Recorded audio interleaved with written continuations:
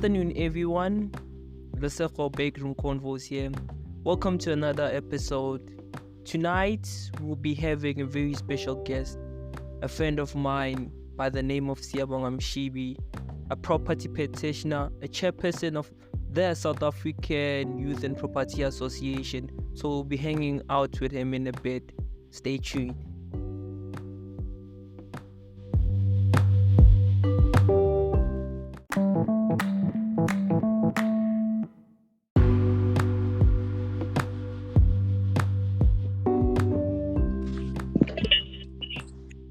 I think he can hear us. Yeah, I can hear you now. I just joined in now. I can hear you now. Yeah, okay. So for everyone who just joined in the live audience, ladies and gentlemen, this is Siyabonga Mshibe. No, thank you very much for inviting me over. Yeah, no problem, man. So for people who don't know who Siyabonga Mshibe is, how do you describe yourself to people? Okay, yeah, my name is Siyabonga Mshibe. I'm a property practitioner by profession, currently serving as a chairman at South African Youth and Property Association. No, okay. So now I hear you. You said by profession, meaning you study. Did you study? Yes. So when I say by profession, I'm meaning that I studied property, got accredited, got the license to trade as a property practitioner. Oh, okay. So like what does the process look like for people who aspire to be like Siyabonga Mshibe?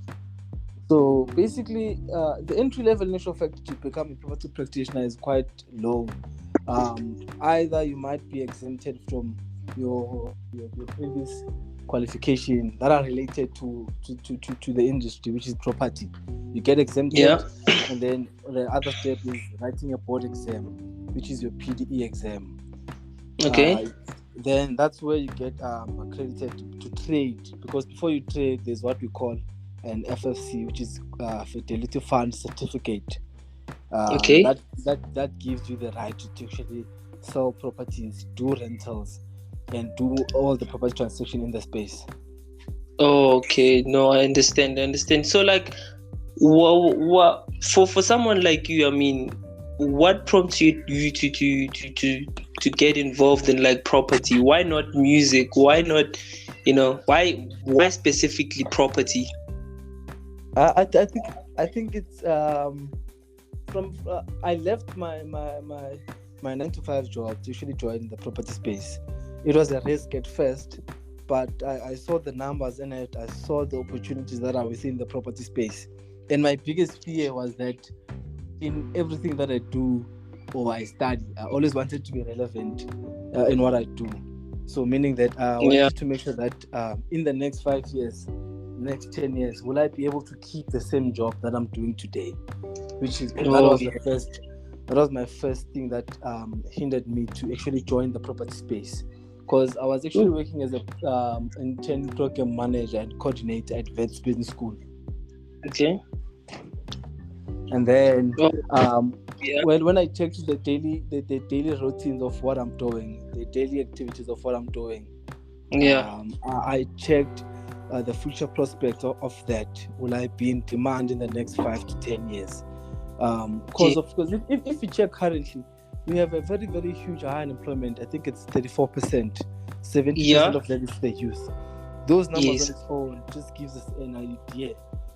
So I always had this fear of being irrelevant within the society. Oh, okay. So that's what made me study property and want to actually venture into the property space. No, I hear you. So like the entire process, how long is the entire process? So it can range from 12 to 24 months. Depending on the, because it has different phases. You can either become just a property practitioner, meaning that you are a full status property practitioner. You are just licensed to sell, do rentals, and do all those things. Then there's another phase whereby that phase whereby a full status property practitioner takes about 12 to 16 or 18 months for you to become a full status, meaning that you start your 12 months internship. Once you are done with the 12 months internship, then you are certified with your FFC to say that you have completed your 12 months internship, and then thereafter you can write your PDE exam. The PDE exam, they are from the regulators of real estate, which is the Property Practitioners Regulatory Authority. So they do exams regularly. So once you have completed your 12 months internship, in the next 2 or 3 months, you can register for the next PDE exam and write it. So the first phase can range from 18 months, and then the second one, whereby you want to own your franchise, you want to start your own firm, you want to run solo, you want to sell properties alone, then that will take you maybe 24 months also, because you have to write another board exam, which is PDE 4 or PDE 5. Then once you are certified with that, you can open your own firm or register under the current firm that you are as a director. Okay, no, I hear you. So how, like, for because I see now you were nominated as the chairperson of the South African Youth in Property Association. When does this come along? After how long have you worked independently for you to be nominated as a chairperson? Okay, from my side, I think I've been in the property game for more than 5 to 7 years now. Okay. Well, with that being said, I always wanted to become the solution when it comes to, because I've seen the challenges. I've walked through the journey of becoming a property practitioner. I've seen the challenges and why people leave the space, because of it's not sustainable, it's very hard, and it favors some certain group. With that being said, I had to consult with other guys that are within the space. How can we collaborate? How can we come up together and to pioneer solutions so that other people can benefit from the sector? Because it has potential to actually give you a good living, but you need to understand. You need to understand it very well from a very.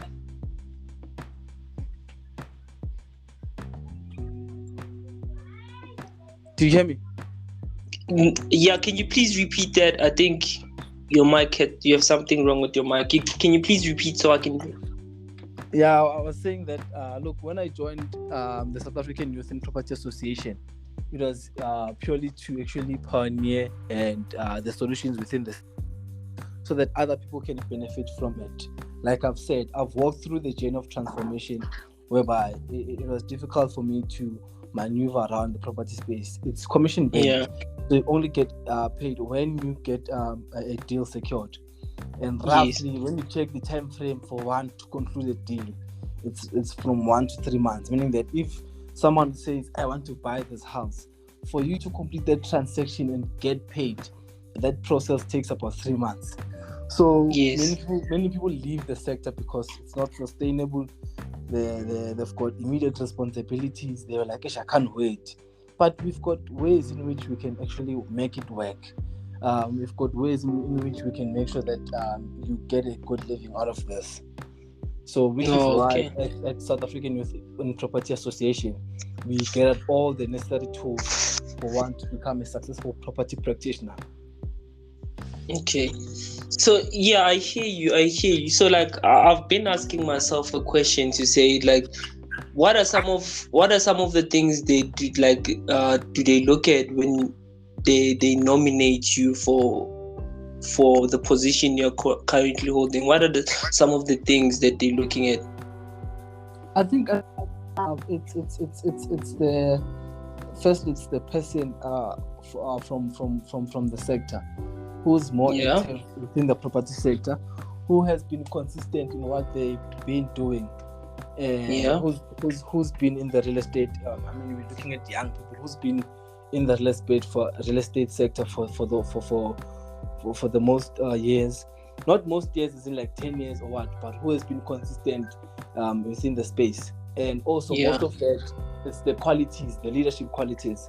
Within the real estate, I was not only doing sales and all that. We were able to make sure that transformation take place, engagement purposes. When when the Property Practitioner Regulatory Authority was launched, we were invited as guests there, as young guests for that matter. So when we were invited there, we were invited as young guests, young leaders, where there was a Minister of Human Settlement there. They wanted to see change happening within the real estate sector. So I would say I've always been in the space whereby people see me and they see a positive change when it comes to the real estate sector.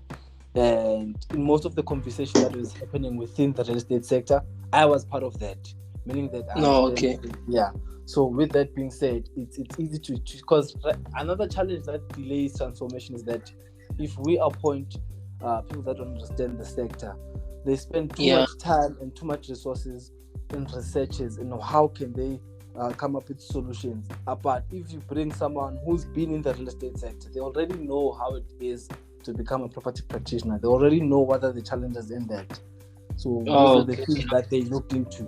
But most important, it was the social engagement that were happening around, because we've been working closely with the regulators of the real estate. So with our constant engagement with them, it gave them confidence that, look, I would be able to take over the role like this. Yeah.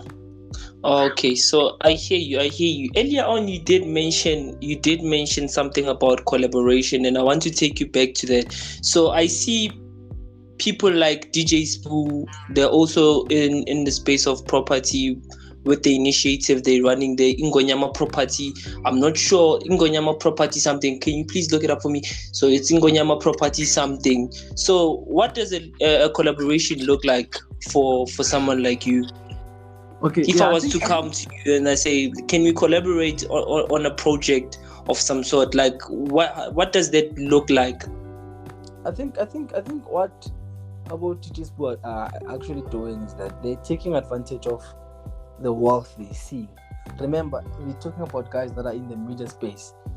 They have access to, but they have access to information equally to us, but their profile are highly ranked. So as soon as they are put where they are, they're able to move with it. But I believe that they did a good thing whereby as soon as they see a good opportunity, they utilize on that. It's not only the Facebook, by the way. We've got Timo Touch. Timo Touch just launched his real estate franchise just now. Touch mentions. It's also good to see people coming into the space, because it shows that there's potential and there's great wealth within the real estate sector. So collaboration-wise, look, with us as an association, we want to empower young people with employment opportunities within the real estate sector. Our first segment speaks of education. How can we firstly make sure that the people that we want to bring in the education in the real estate sector, they are well educated, well informed of the real estate sector. We've got our courses that we run. Furthermore, to that, before we move into the collaboration, because I've got quite a number of investors that came to us.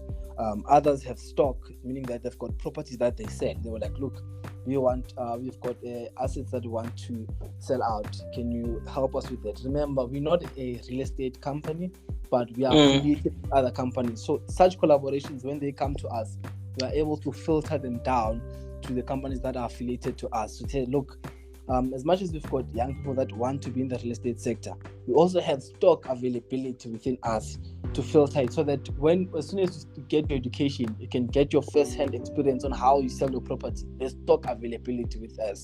So the kind of collaboration that we're doing, it also speaks of that.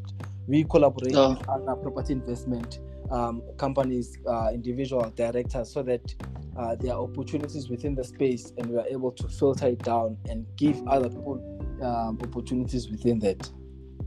Okay, no, I hear you. So for some of the people who are trying to get land via the government and trying to develop something off of that, so I just want to find out from you, that is it easier to go through you people with like people who are experts on the field? Like, do you get, how can I put this question? Do you have, like, what are the chances?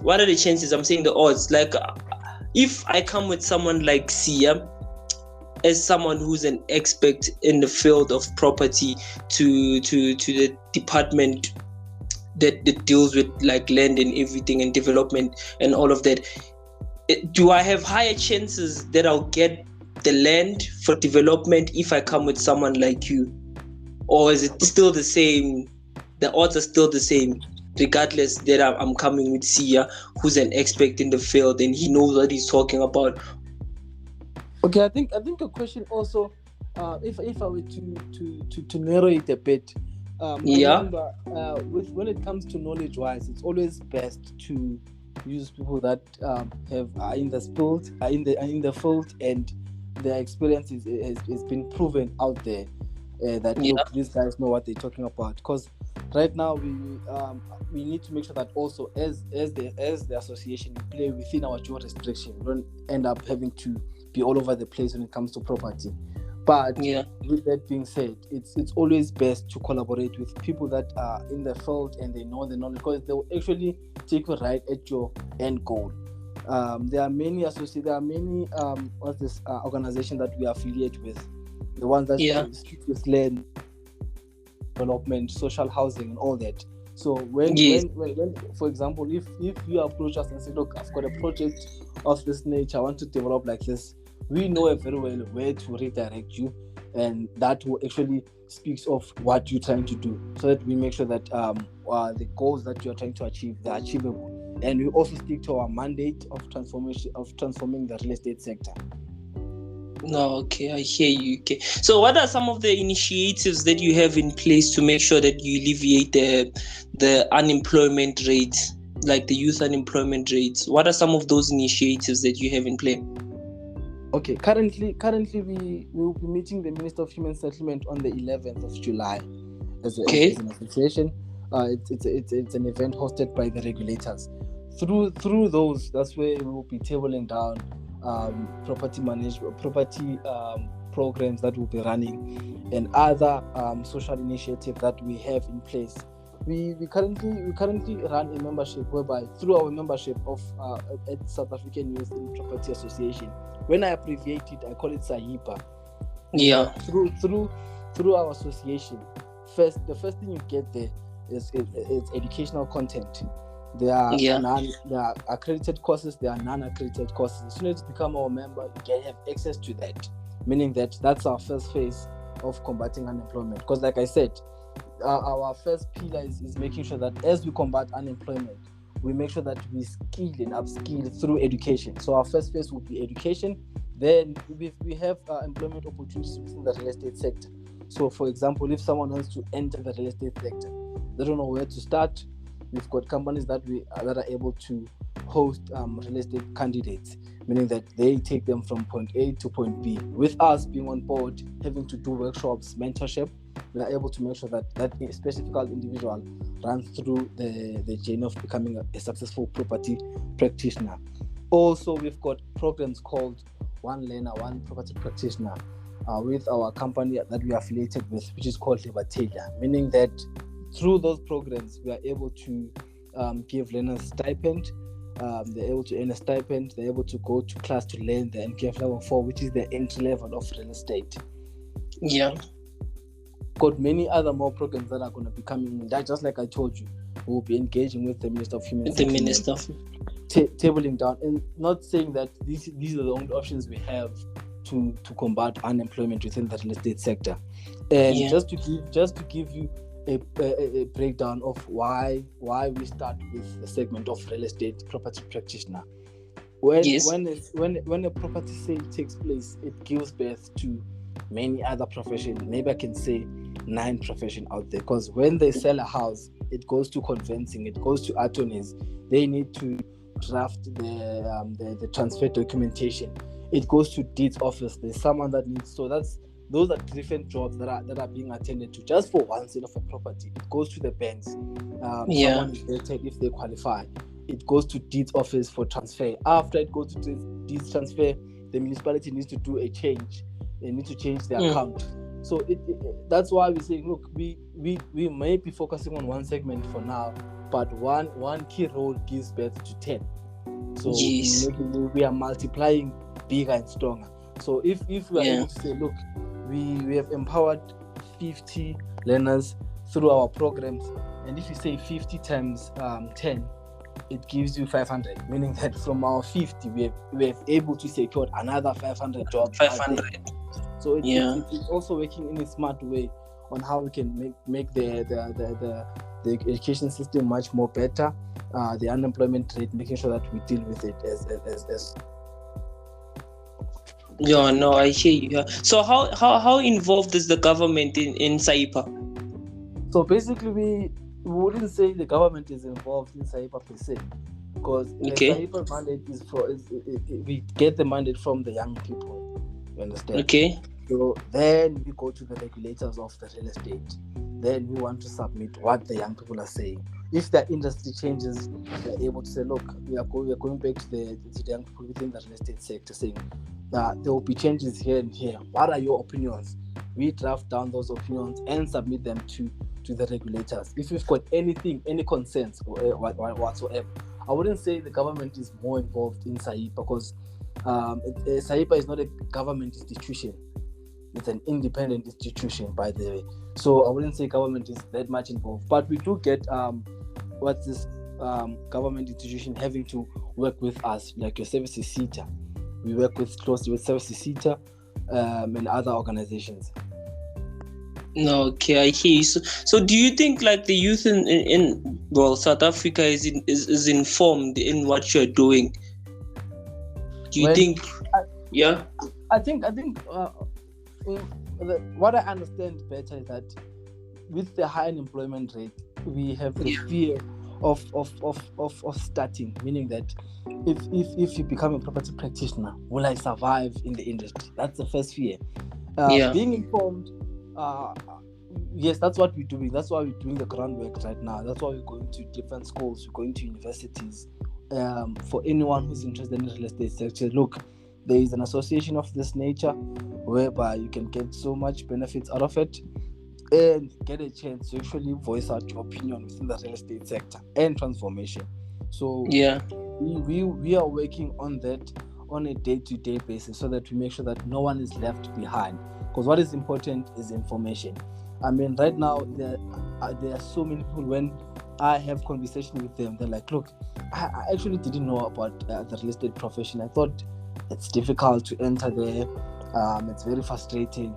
And others, they were like, look, but I can even do property as a side hustle. Nothing binds you to actually not do that. You can say, okay, I can work my 9-to-5 job and still get the property space as just my side hustle, meaning that I can sell properties when I knock off at my 9-to-5 job. As soon as I knock off, I've got listing, I go see the viewings, I close the deal, then I go back to my 9-to-5 job, and then I make money.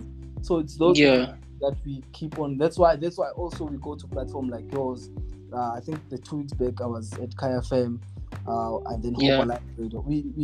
It's consistently making sure that people get informed in what we're doing in the space, and they get to understand that, look, we have an alternative. I'm a firm believer that at this point, no one should say, yeah, okay, fine, I have nothing to do in South Africa, there is no job at all. I differ, because why? We've got alternatives here. And property is not is tricky in the sense that many people, when they venture into the space, others become successful because of they become who they are, meaning that I know one content creator that sells properties, but they don't even have to do anything that is big. They just take nice pictures of the house, nice video, they walk through the video, they dress nice, people like this, they like the property, they keep on sharing. And that's the power also of using social media, you see. At this present moment, because if you use your social media influence to your transactions, it will definitely be best to yourself. So that's why I was like, at this moment, at least someone should have an alternative and say, okay, fine, I'm unemployed in Khelekasi, I don't have anything to do. Is there anything I can venture into? You know, it's hard, but we are able to say, look, if you have your mind into it, we will walk you through the journey and show you how we did it and how we're still in the property space right now. Okay, no, I hear you. So, like, I just want to put it out there. So, there's someone who's actually a journalist and a blogger who's listening. Actually, so he'll be writing an article. I don't know when you'll air. You'll just let me know, Israel, when you'll air the article of the conversation that you and I are having. So, I think another question that I wanted to ask you was, like, do you think we are far behind from first world countries in your sector? Well, we really not. I wouldn't say we are far behind from that. Yeah. It's just that if you understand the economics of business of real estate and our country on its own, you need to understand that firstly, Africa is more dominant in resources, and from that point of view, meaning that we've got more resources within our space. If people come to South Africa, firstly, for either vacational work and all that, you just need to understand the market. Why am I specifically speaking about resources? If for example you visit Mpumalanga, okay, there are, and you need to understand the market within Mpumalanga. Which, okay, fine. Is it suitable for property rentals? Is it suitable for me to buy a house and stay there? What activities are actually happening right there? So it's actually understanding the dynamics of the market itself. If you go to Cape Town is rated as the most expensive city within, I think, not within in Africa. I'm sure top 50 or so, if I'm not mistaken. And Cape Town being what it is right now, it's developing each and every day. I mean, you can sell a 25 million rand house in Cape Town for someone that doesn't want to live there. They just want to come there and they use that as an Airbnb.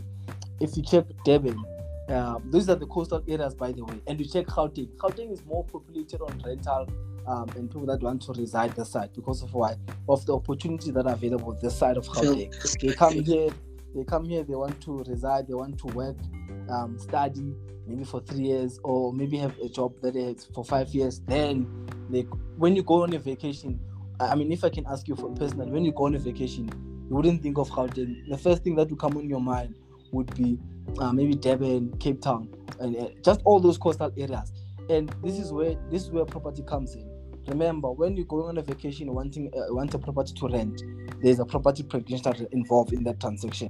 When you want a house to stay maybe for the next 5 years, there's a property practitioner involved in it. So it's understanding the market dynamics of real estate, so that you understand that you position yourself in the right area of the demand.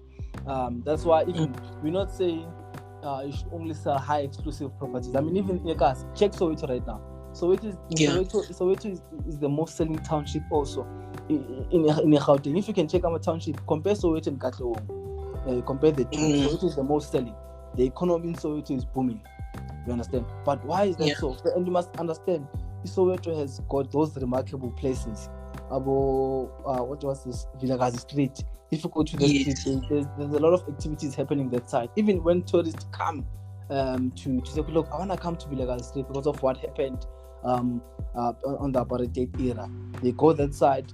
But check the market of property sales in Soweto. It's also booming. So I believe that we're not far away from the other world countries, but we need to understand our market dynamics and our townships very well, so that when we position ourselves, we make sure that we position ourselves in the right space of the demand.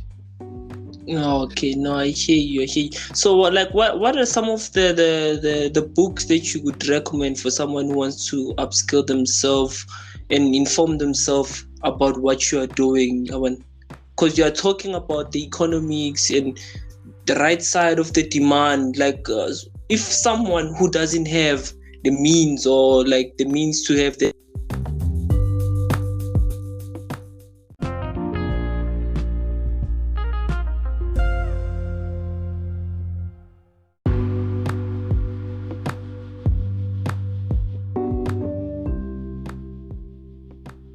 Okay, I'm back. You know. Yeah, I can hear you. Yeah, I was saying, what are some of recommend for someone who doesn't have access to information and is listening to this podcast? Someone who wants to upskill themselves and get more informed. What are some of the things you'd recommend? It might not be a book, or it might be maybe your YouTube? Or can you please make those recommendations? Okay.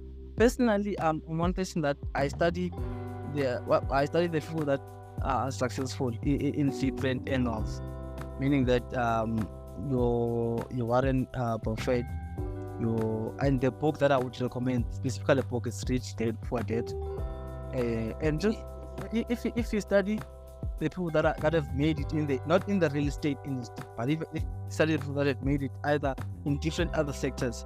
One of the guys that I mostly looking to is Warren Buffett, because he when he made his first investment, he bought a stock, but he was more worried if there's a fluctuation now on the market. Then he was like, look, it's frustrating to sustain a business that keeps on moving up and down. He went further and bought businesses that he sees the future prospects of it, meaning that if he sees that, look, KFC is actually doing good as a franchise, it's well welcomed in other countries, it's actually moving quite good, he buys that franchise, he buys the entire business. Then he doesn't care whether the market goes up and down, people still go and buy that franchise, he will generate the revenue. So it's one of the guys that I'm actually looking to and listening to how they made it in the industry. Because and also one thing that I also do, I don't look for inspiration far from from the people that are far away from me. I think it's the little things that I make sure that they motivate me. If I'm able to see someone doing good, I'm able to recommend that, look, you are doing good, and I'm able to compliment on that. It's also I think one thing that I want to add on also, it's the habit. Most successful people introduce you to a habit that is not comfortable, meaning that they will tell you that if you want to be successful in this business, you need to consistently keep on doing this, even if it's out of your line. But if really you want to be successful, then you need to be consistent and stick to the habit. So understanding the habit of what you're trying to achieve and outcomes, I think that's one of the most important key things for someone who wants to be successful in either real estate or in business. Because also, like I said, like as a property practitioner myself, there are things that I had to constantly keep up to, and the other thing that I make sure that I don't entertain, so that because I think most people that, if you ask Sia right now, they will tell you that I know Sia through property, but it's not only property that I do. In many other businesses, currently nominated as the founder of the year, in global awards. So we are coming to that. But just like I've said, I mean, it's a habit.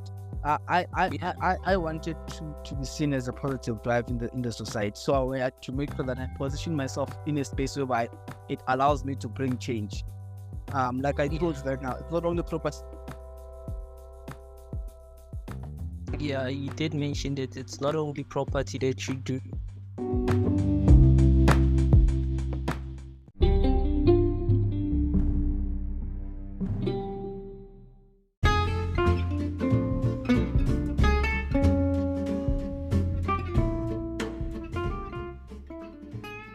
I just think. Okay, so yeah.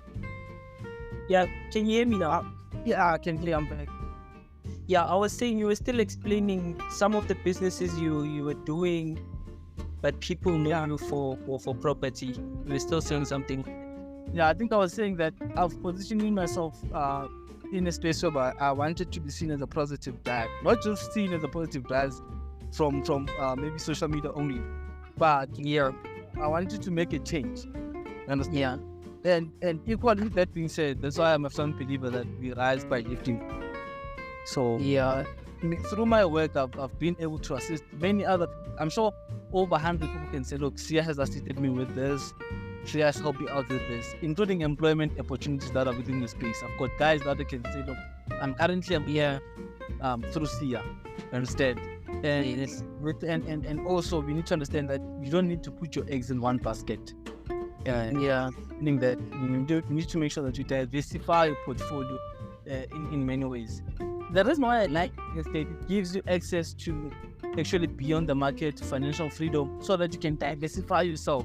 So as soon as you get the capital, you can say, okay, now I want to buy the car. I want to buy and sell cars.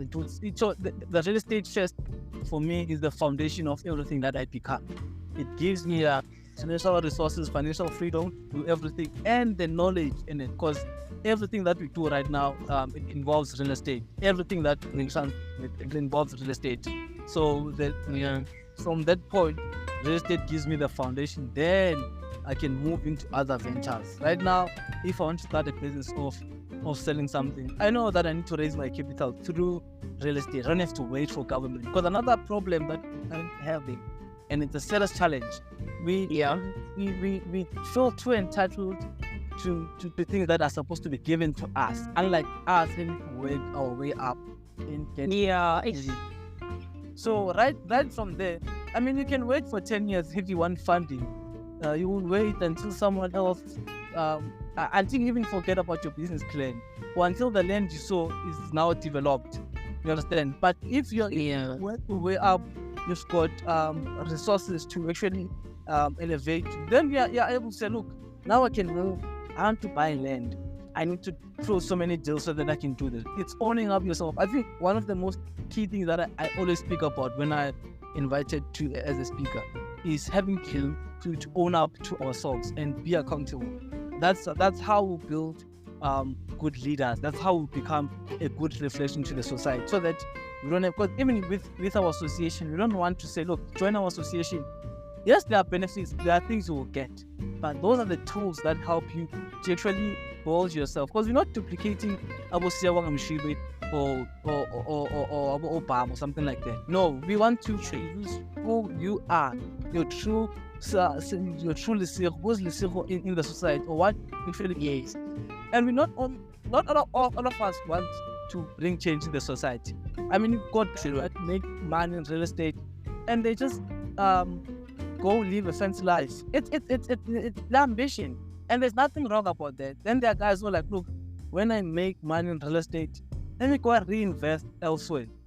Let me go make change, which is what we are currently doing. We make money in real estate and come and make sure that, look, because one thing I've also noticed within the real estate sector, those that have made it in real estate, they won't necessarily share information on how we made it, because why? They see that as soon as they share that, they not like they're losing market value, but somehow what they used to get won't be the same anymore, because now they have to share with someone. If they used to close 10 deals, now 3 needs to go to someone else, they left with 7. So it's for them to share. But it's the disadvantage to actually keep information to yourself. Oh, okay. So, Sia, do you think that startup capital matters when you start? You think it matters? No, it does matter, because remember, now without the startup capital, you can't go anywhere. But that's where the delays become. If you can't start because you're waiting, then you might as well wait for it, of course. But if you are able to say, look, how do I actually find a way to start? I don't know how I can put it. How do I find a way around this? Because even with real estate, to be quite honest, from my real estate journey, one day I know I'll get an opportunity to actually share it out there, whereby I'm just outlining it. There were times whereby I was doing things that I'm not comfortable to do, but because I had costs that I was incurred to, and I'm still learning my way in real estate. There's no income. I had to go and promote it also, get those funds, come and pump it into my real estate career, because I understood that look, as soon as I'm able to be in a phase whereby now I understand real estate, now I understand how it is to close deals, now I don't need to do this, which is why startup capital is very important. But don't wait. Look, I need to get funded. I mean, government, there are governmental institutions that were set up to give out funding.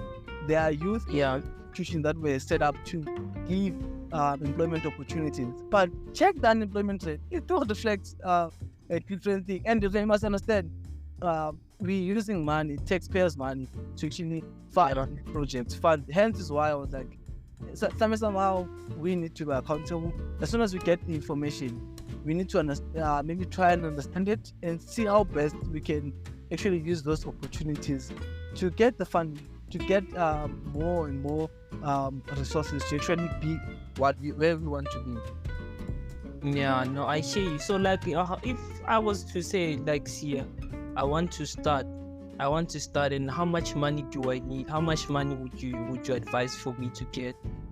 So if you want to start, what do you want to start? Do you want to start becoming a property practitioner or a property developer and all that?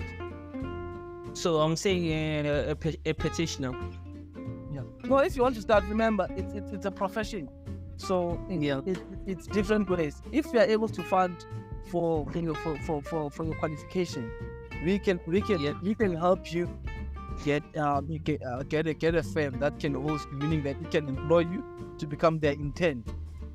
You can become under their care, and once you become under their care, they give you all the tools that are there. Meaning that all you do is just you study your qualification. If you're exempted, then you go straight to the PPRA. You get your exemption letter. You just wait to write for your PDE exam. But roughly, what it costs to usually become a full property practitioner from the NQF level 4 itself to train, I think it was 40-something thousand to train to get your license. So with this that you are driving, we're trying to make sure that, look, we don't. That's why, I mean, our membership fee is very low. It's 200 Rand per month, but you get access and you get access to our accredited courses that are discounted at 50%, meaning that you can get an NQF level 4 accredited course less than 10,000 Rand, which is accredited, by the way, meaning that it's certified. You can trade with it. So we also wanted to find a way to make education more accessible. These days, that we speak of free education, but we need to understand that there are assessors that we need to assign to assess your portfolio. There are moderators, there are guys that they need to be paid, certify your work. So we're just making it more affordable and get other sponsors on board. And that's why with SAYIPA, you don't say, okay, fine, you don't have the funds to start, you don't have anything. You can simply come to us, write us and write us a motivational letter saying that you want to become a property practitioner and you're interested in this with your condition. Or we are able to reach you out. Personally, I'm leading by example, by the way. There are members that I fund their portfolio, meaning that they wanted to join, they didn't even have the 200 Rand per month. I was like, look, come to us, I will pay for it. Not because I have too much money or because I've got no. And I also believe in giving from. You don't give from what is left, because that's like you're throwing it. From what we have, we are able to say, look, how do we share this? Because our end goal is seeing the future real estate becoming global, selling more properties, making a living out of this, and also growing in the sector. No, I see you. So, bro, I just have to give you a hand of applause, bro. Like, because you've achieved so much. I'm gonna cause I keep tabs on whatever you are doing. So I see that you posted the chairman thingy of the SAYIPA, and now the global awards thing. The global awards, you being a global award nominee. How does that come about? Yeah, I think also like I said, consistency and hard work. When I say consistency, I mean that when I'm a chairman at South African Youth Property Association, there's a mandated to do. Then we are tasked with accelerating transformations in the real estate sector. How do I keep the same energy that I had to transform my own life, and how do I transfer that to other young people that are out there? You understand? So from that point of view, and I think I've accepted the role of becoming a servant within the space, equally making sure that people make a living when it comes to the real estate sector. That's why I have my own property management company, which was nominated. Because I don't get the information and just share. I get the information, I utilize it also and share. And also what I do, we're not saying I need to get the information first, I need to benefit first, I need to eat first. I'm a firm believer that one of my board members, in actual fact, once said this: leaders eat last. Meaning that what we do all the work, we get what we get. Good leaders eat here. That's how I would summarize that. Leaders eat last. Yeah. So can we? I think we're at the last minutes of the show. So do you mind taking us through the global awards? How does that happen? Like how do you become part of that? Like a platform, like it's a platform as big as that. How do you become a nominee? I think firstly with the global awards, I'm overwhelmed with the kind of love I've received from everyone I know. You work hard, bro. You work hard. You deserve everything that's coming your way. Yeah, no, thanks. So I think from that point of view, and having our work being noticed globally, not only here, it also gives me some great joy, because it shows them. Sometimes I don't necessarily look into who's looking at what we're doing, who's no. I'm minded of making sure that, look, if we're able to transform 5-10 lives, then we are good. If we're able to do 100,000, we are good. But we want to be realistic into what we're doing. So become part of that platform. I mean, there were 10,000 nominees that we actually had to submit their nomination. Out of that, they had to cut that to 2,000. So we made 1,000 out of the game. And the judging panelists, they look into the profile, what you do, and the category that you are in. Is it really innovative enough? Something that is shocking is because another thing I always tell, especially my younger sister has this thing of saying, I want to be an entrepreneur. I was like, look, the first thing that if you say you want to be an entrepreneur, make sure that you identify something that we will need. Not something that is existing. If you want to and sell cars, we have cars. And right now we don't have electricity. Think of something very, very out of this world, and then you'll be a very successful entrepreneur. Your ideas will go wild. And from the knowledge that we are trying to empower, we are saying we will make sure that as soon as you've got that idea, you need to engineer it in a sense that you don't have to wait for funding to people to fund your idea. You don't need to do you must make sure that you understand that being an entrepreneur first is a risk, because whatever you start might fail. You understand? So from just going back to your question, from the 10,000 that were nominated, they had to select 2,000, but in different categories. And in different countries. I think we've got 5 countries. It's Nairobi, Namibia, South Africa, Ghana, and Nigeria. So because I see like the thing it's closed now. So what are we waiting on now? Like the results? It's not closed. They extended 10 days, so I think we still have 9 days more going. Okay. Yeah, so it's still open. 9 more days, and then after that they will count the votes, because people have to cast their votes through if you purchase the votes. So they check do the verification, and then they will announce the winners obviously on the, I think it's August. August. Yeah. So can you please send us the link? Send me the link, and I'll get to share it with Israel, because he's still a part of the audience. So he can open up that so people can also vote, and I'll try and also push that on my side. And so you can, I think you deserve it. You see, I think you deserve it. So without any waste of time, I would like to thank you, Awena, for joining us for this wonderful episode, for sharing knowledge, educating us on property. And I so wish that next time we have this interview, the studio is ready, we have cameras, so people get to experience you live, visually even.